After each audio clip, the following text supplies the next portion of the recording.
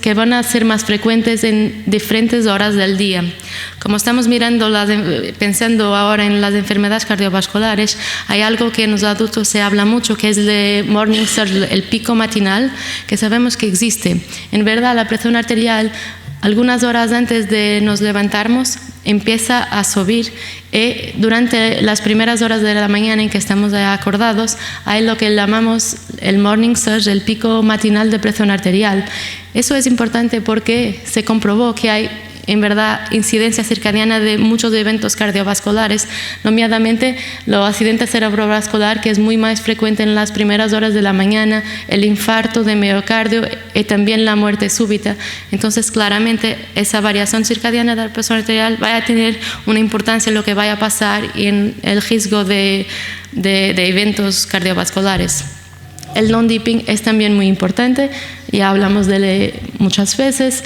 En esos estudios está comprobado que el non-dipping se va a relacionar también con todos esos eventos cardiovasculares en los adultos. En niños la evidencia no es tan larga, no hay tantos estudios, pero sabemos que el dipping se va a relacionar nominadamente con la insulinoresistencia, naturalmente con la obesidad como hablamos, pero también en los niños con enfermedad renal crónica ya sabemos que van a tener más non-dipping, pero también en ese estudio del grupo de Alemania de Dr. Aul de 2005 se mostraba que las amplitudes circadianas, pero también ultrarradianas, que son los ciclos más cortos, de horas más cortas, van a ser significativamente diferentes en los niños con enfermedad renal crónica. Entonces van a perder el dipping, pero también van a perder el ritmo ultrarradiano de presión arterial. En ese estudio se comprobó que eso se asociaba significativamente con la presencia de proteinuria y con los niveles de tasa de filtrado glomerular. Entonces es muy importante y hay evidencia que estos cambios circadianos son importantes también en los niños. Y ahí pasamos a la cronofarmacología, en que vamos a intentar comprender de qué forma la administración en diferentes horarios de los fármacos puede cambiar la forma como vaya a pasar, cómo van las enfermedades a ocurrir. No sé. Entonces, el objetivo del tratamiento de hipertensión es alcanzar el control y sabemos que muchas veces para hacerlo tenemos que aumentar la dosis terapéutica de los fármacos, cambiar secuencialmente o combinar algunos fármacos con efectos sinérgicos, pero es muy importante que vamos a asegurar la decisión terapéutica, incluir naturalmente los niños y los padres en las decisiones, pero se comprobó en los adultos sobre todo que la dosis única diaria de los fármacos era una forma de aumentar mucho la adhesión que los pacientes tenían a la toma de los fármacos. En los adultos eso aumentaba mucho, pero también se comprobó que en verdad esa toma única diaria se hace especialmente durante la mañana, por la mañana. Casi 90% de los adultos hipertensos van a tomar sus fármacos durante la mañana, que probablemente es lo que la mayoría de vosotros hacen, que es dar los fármacos hipotensores por la mañana. Eso pasa solo por un motivo hasta ahora, es que todos los fármacos hipotensores, los IECAs, los ARAs, fueron estudiados por las farmacéuticas antes de entrar en el mercado con una administración por la mañana. Entonces la evidencia que existe es la administración de los fármacos por la mañana, entonces hacemos como de acuerdo con esos estudios. Pero después de mostrar la evidencia que tiene el dipping, la presión arterial nocturna, la pregunta que tenemos que hacer es, ¿vamos a tener un control durante las 24 horas de la presión arterial? ¿Se le vamos a administrar solo una dosis diaria por la mañana? ¿Vamos a conseguir controlar la presión arterial nocturna en esos casos? Considerando todo lo que vimos, pienso que naturalmente solo hablamos de eso cuando tenemos fármacos que están comprobadamente con un efecto homogéneo durante las 24 horas. Entonces es necesario que los fármacos tengan estudios farmacocinéticos en niños, que en la mayoría de los casos no los tenemos, pero vamos a pensar que lo que pasa en los adultos va a pasar también en relación a la farmacocinética, que es similar, que no sabemos, pero vamos a acreditar en eso. Pero también tenemos que asegurar que esos niños van a tener un patrón de hiper adecuado, porque si no lo tienen, no sabemos si en verdad los fármacos van a tener efecto durante todas las 24 horas. Sabemos que los estudios que se hacen para asegurar que el fármaco tiene ese efecto 24 horas son estudios de cobertura terapéutica en que el objetivo que es mínimo para que el fármaco pueda ser dado solo una vez al día es que van a tener un ratio de vale pico que es superior al 50%. Eso va a significar, muy bien, ese fármaco puede ser administrado solo una vez. En este gráfico vemos dos fármacos en que uno es adecuado, el otro no es adecuado, que es el fármaco B, que no es adecuado, porque tenemos que asegurar que en el punto en que el fármaco va a tener su efecto más bajo, al menos va a tener 50% del efecto que tiene a su pico, porque si no, cuando vaya a tener las dosis más bajas, no vaya a conseguir bajar al menos 50% de lo que baja cuando está en su pico. Eso no es aceptable. Cuando hablamos de niños, estamos sobre todo a hablar de los fármacos que son los IECAS, los ARAs, lisinopril, ramipril, los Losartan, valsartan, en los bloqueadores de canales de calcio que van a tener efecto en las 24 horas. Entonces, lo que pasa es que no existen estudios de cronoterapia en hipertensión en niños. Voy a mostrar lo que existe en adultos y decir que mucho de lo que voy a mostrar es proveniente de Vigo, en España, de profesor Hermida, que no sé si se conocen, pero es un gran estudioso de esos ritmos circadianos en la presión arterial. Tiene muchísimos estudios con hipertensos que os voy a mostrar ahora. El primer estudio, que no era de Hermida, que es uno de los primeros que existe, que testaba la administración de perindopril en 20 pacientes y que testaba, todos los pacientes hacían un periodo de administración del fármaco por la mañana y después por la noche. Y lo que verificaban es que cuando administraban el fármaco por la mañana van a tener un efecto que dura todo el día, todas las 24 horas. Pero cuando lo hacían cuando la administración era hecha antes de dormir por la noche, el efecto era muy marcado en las primeras horas de administración, pero después nos quedábamos sin efecto en las últimas horas de administración. Y no comprendíamos porque las dosis eran las mismas, pero el efecto no era igual. Entonces, lo que puede estar pasando, lo que los autores consideraban que estaba pasando, es que existen diferencias farmacocinéticas y farmacodinámicas entre el día y la noche. El fármaco va a ser metabolizado, absorbido de forma diferente. Entonces, en ese caso de perindopril, se decía que no era un fármaco adecuado para administrar por la noche, pero esos estudios tienen que existir para estar muy seguros de lo que vaya a pasar. Lo que pensaban es que en esos casos, cuando el sistema nervioso simpático vaya a bajar, la presión arterial vaya a bajar durante la noche, entonces la presión arterial nocturna se va a quedar más dependiente del sistema renina-angiotensina, que en esos casos, cuando vaya a presentir que la presión arterial está más baja, vaya a subir la secreción de renina. Entonces, tal vez por eso el efecto aquí era más marcado durante la noche cuando administrábamos ese bloqueador de la renina en esa parte.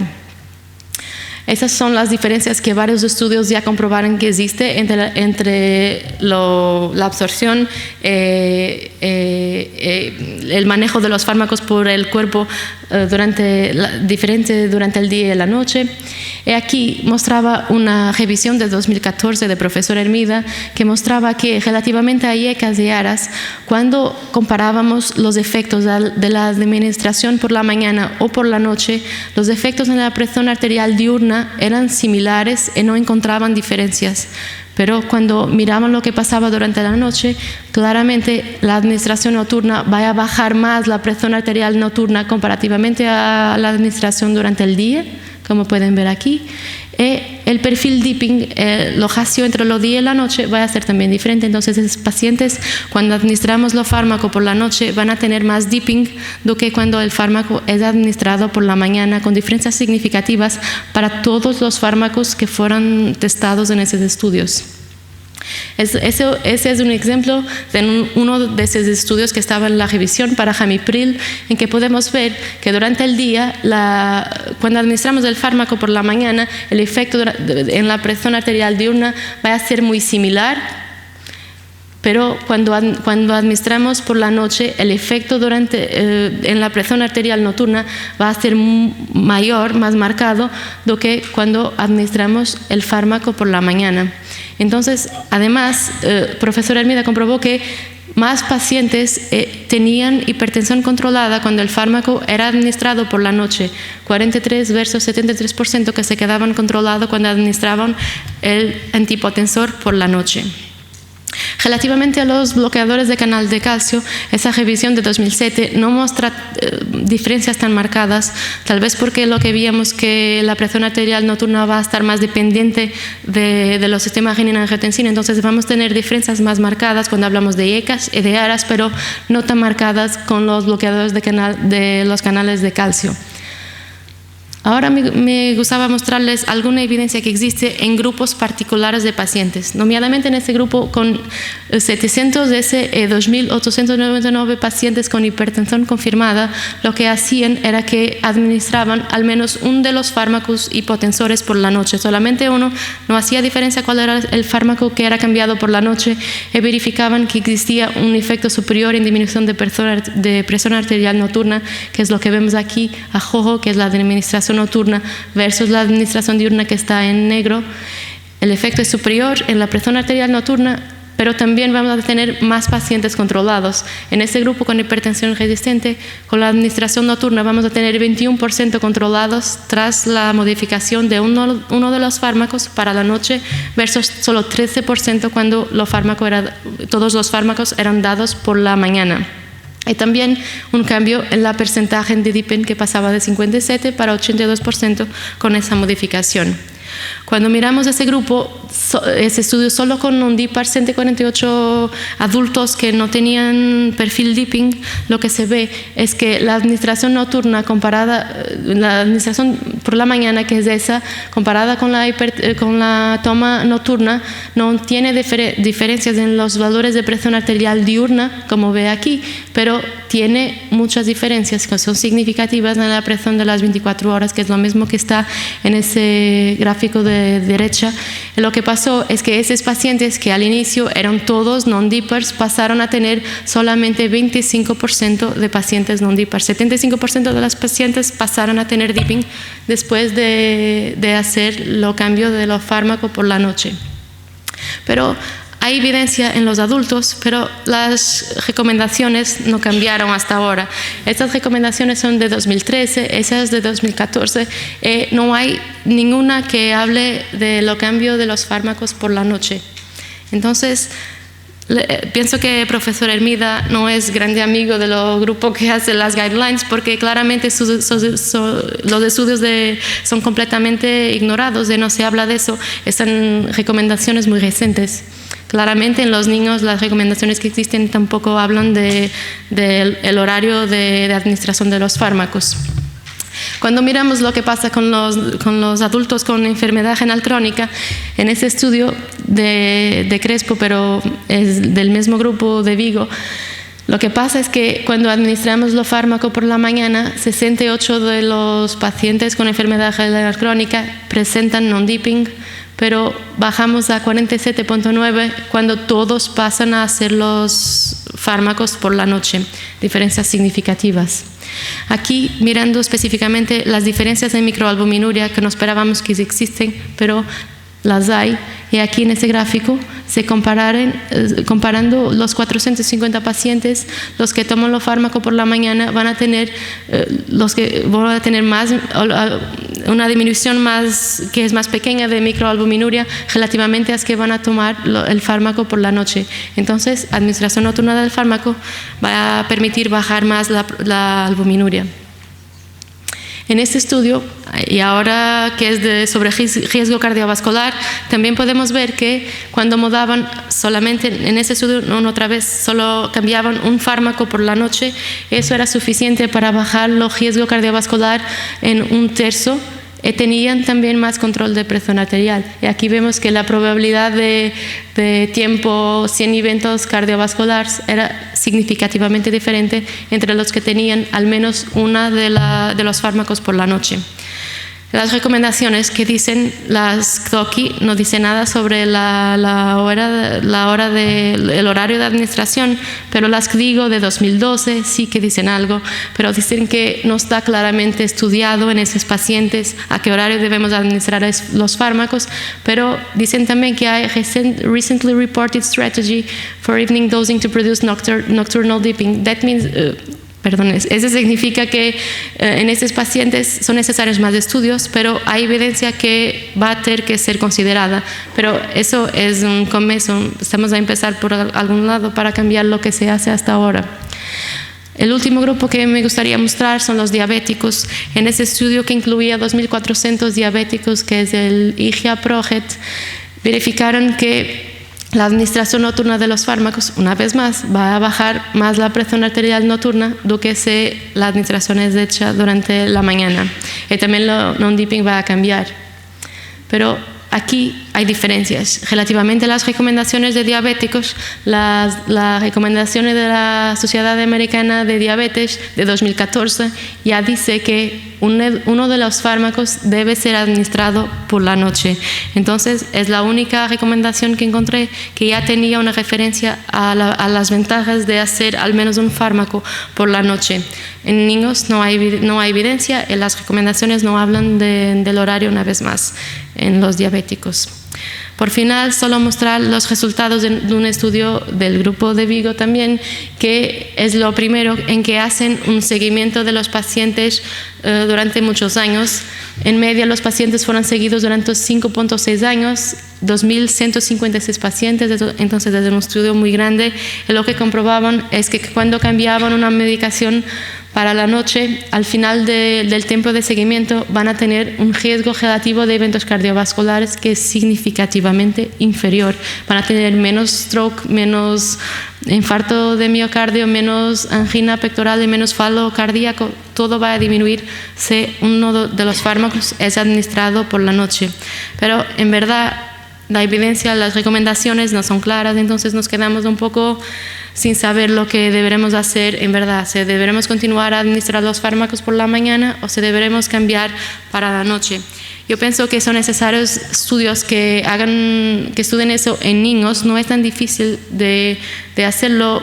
Probablemente no va a tener, si comprobamos con el mapa que tenemos un buen control con la administración del fármaco por la noche, probablemente no vaya a tener problemas, pero con la evidencia que existe, pienso que lo que es seguro afirmar es que todos los niños con hipertensión deben tener una evaluación de mapa de 24 horas para que saibamos si tienen perfil dipping o no. En los que no tienen perfil dipping, me parece seguro decir que se debería administrar los fármacos hipotensores por la noche. Además, los pacientes con alto riesgo, como son los niños con enfermedad renal crónica y los diabéticos, nos quedamos en duda, pero me parece que en esos casos, en ese grupo específico de pacientes, es en los que es más necesario hacer clinical trials para que comprueben la eficacia de la administración por la noche. Pero sin duda que la mejor hora para los fármacos es la hora en que los niños la toman. Entonces es muy importante que encontremos la hora en que los padres la van a administrar, porque no vaya a pasar nada si no la toman efectivamente. Es todo, son todos invitados a Porto, pero aí la primeira fase em português, estão todos convidados a ir ao Porto. Muito obrigada.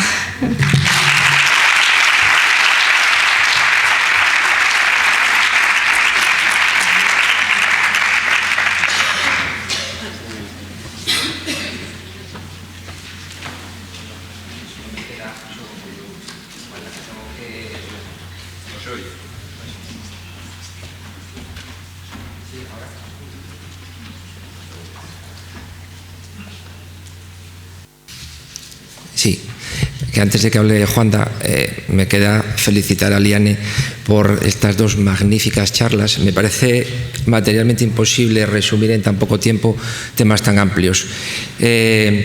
Supongo que todos estamos de acuerdo con el papel principal del mapa en el seguimiento, en el control de las hipertensos, pero bueno, seguro que Juanda encuentra alguna pregunta sobre la cronoterapia. Casi seguro que sí.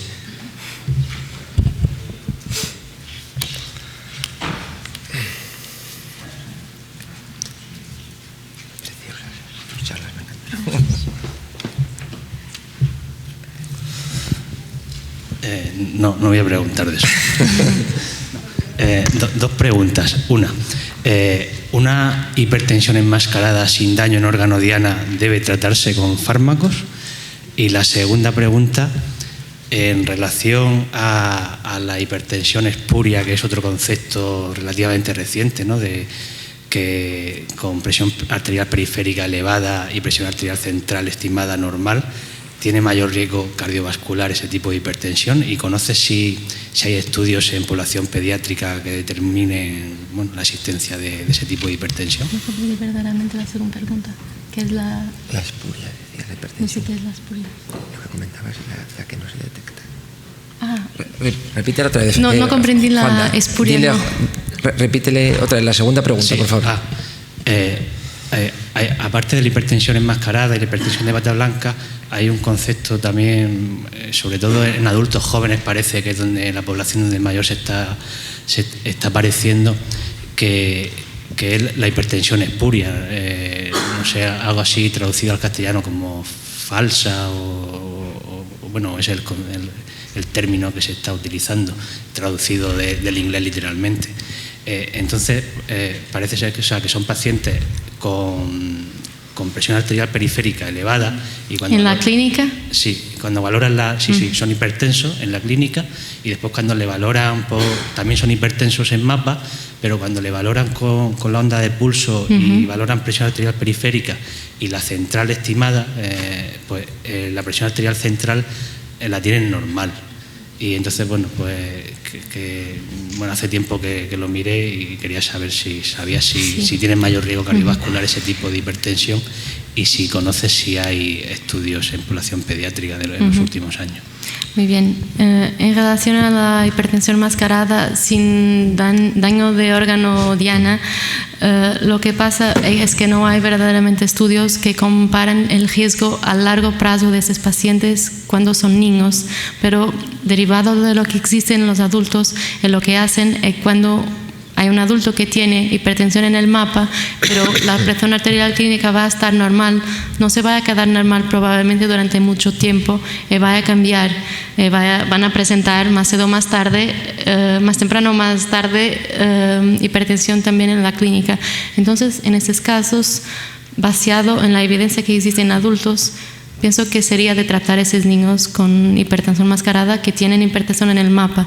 Lo que podemos hacer es que si no hay daño de órgano diana, podemos seguir los niños y repetir el mapa hace algunos meses, si pensamos que es seguro de hacerlo. Tras 4 o 6 meses, verificar si continúan a presentar el mapa con presión arterial elevada, porque sabemos también que esos niños muchas veces en la primera vez que van a realizar el mapa se pueden quedar ansiosos, tenemos que estar seguros que en el día que hicieron el mapa no estaban jugando todo el día y haciendo todo. Tenemos que hablar con los padres de probablemente el segundo mapa yo o haría durante el final de semana para estar segura de que van a tener su actividad controlada en lo que es normal, pero sin grandes diferencias de actividad física. Se confirmase que tenían hipertensión en el segundo mapa, pienso que sería de empezar tratamiento, sí. En relación a la segunda pregunta, que no estoy segura si existen estudios, no los encontré con esas diferencias específicamente en niños, entonces no sé decir si verdaderamente lo que se debe hacer en esos casos. Perdón, una pregunta. ¿Existiría algún fármaco preferente para utilización nocturno?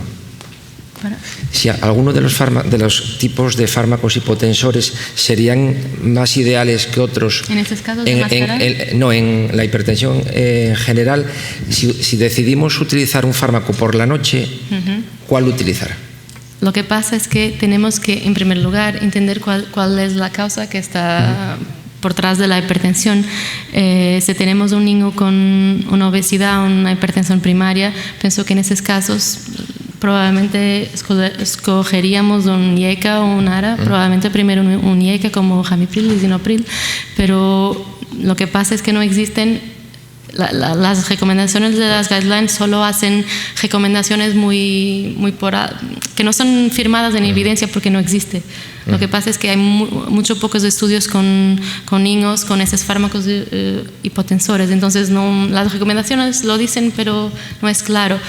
En estos casos en que tenemos una hipertensión primaria, me empezaría probablemente con un renin-angiotensina, un bloqueador de renin-angiotensina. Yo quiero, bueno, primero felicitarte. La segunda charla me ha parecido espectacular. Gracias. Y porque era muy difícil, ¿eh? Y lo has presentado francamente bien.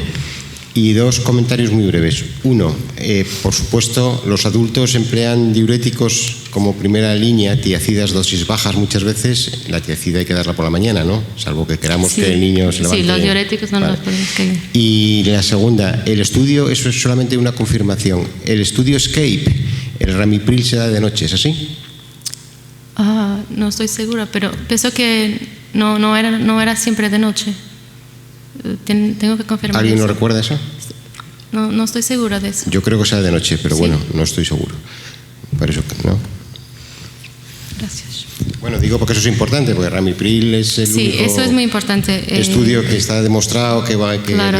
la Lo que pasa es que cuando estamos tratando niños con IECAS o ARAS en la enfermedad renal crónica, muchas veces estamos en primer lugar pensando en la microalbuminuria, especialmente si no presentan hipertensión a un still, aunque ainda, no sé cómo se dice, se no presentan hipertensión, pero en esos casos muchas veces los niños no van a aceptar tomar los fármacos por la mañana porque van a tener síntomas. Entonces en esos casos muchas veces cuando estamos tratando microalbuminuria los ponemos con los fármacos por la noche. Eso pasa más con la enfermedad renal crónica, pero menos cuando estamos a medicar una hipertensión, que generalmente empezamos con el fármaco por la mañana.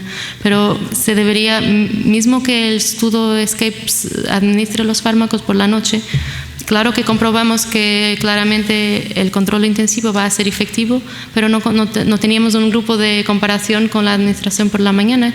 Pienso que es muy importante de hacer algo como estrictamente hacer mapas de administrar por la mañana o por la noche y comparar lo que vaya a pasar con los varios fármacos para estarmos seguros cuando damos lisinopril o ramipril que ambos van a...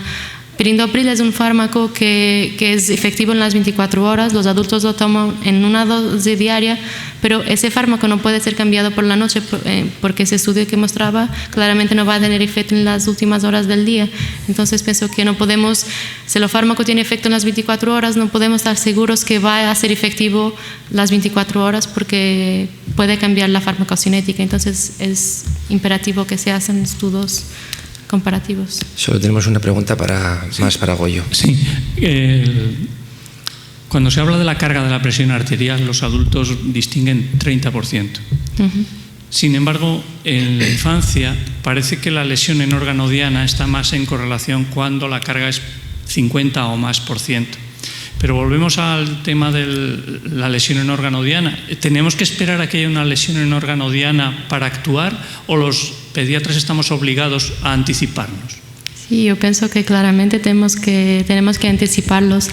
Es por eso que pienso que es un poco por eso que los adultos ya no tienen las recomendaciones, la carga tensional tan clara, ya no es tan valorada en los estudios que hay de adultos, porque claramente sabemos que mismo con cargas que no son tan altas van a tener daño de órgano. Entonces claramente no vamos a esperar para tener cargas. Si tenemos valores que son sobre los 90, 95, que eso también no es tan claro así, dependiendo de los grupos de que estamos hablando, pienso que tenemos que empezar antes de tener daño de órgano. Muy bien, pues muchas gracias. Gracias.